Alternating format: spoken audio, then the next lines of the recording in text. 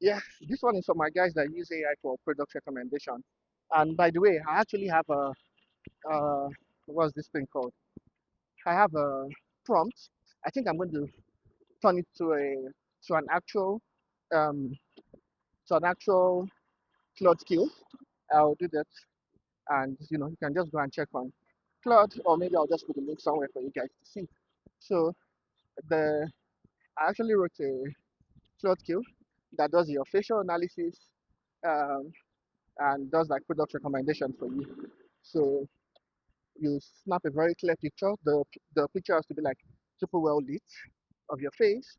You upload it to give it information about yourself, your age, your country, and then it scans your face, tells you the issues you have on your face, and the product as well as the skincare routine you need to manage it. But then my issue is not even with the the prompts that I have, it's with the products that it recommends for you. So one thing with AI when it comes to product recommendation is that it recommends the products that are big spenders on platforms.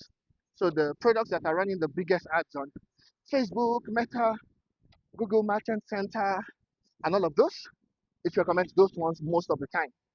So um, for you, so one of the things I want to do with my skill now is make sure that it's not just giving you um, AI data. I mean just the generic data. It's giving you according to your budget. So that I think that's the main change I want to make on my um, cloth skill for skincare routine recommendation. And it's not like a trusted resource. It's just something that you can use if you cannot afford a professional skincare therapist. I have my esthetician that actually helped me to develop my routine. I just did that for fun.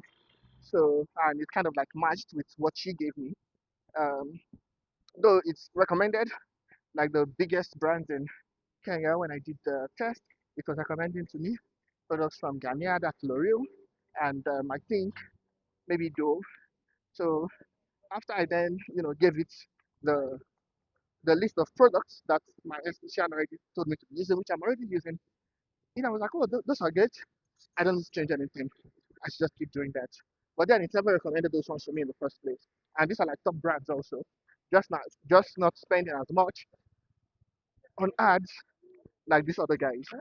So whenever you're getting a product recommendation on AI, just know that the ad spend of the brands have a very big role to play in the product that it's recommending to you. Yeah, that's that. I'll see you guys in the next one.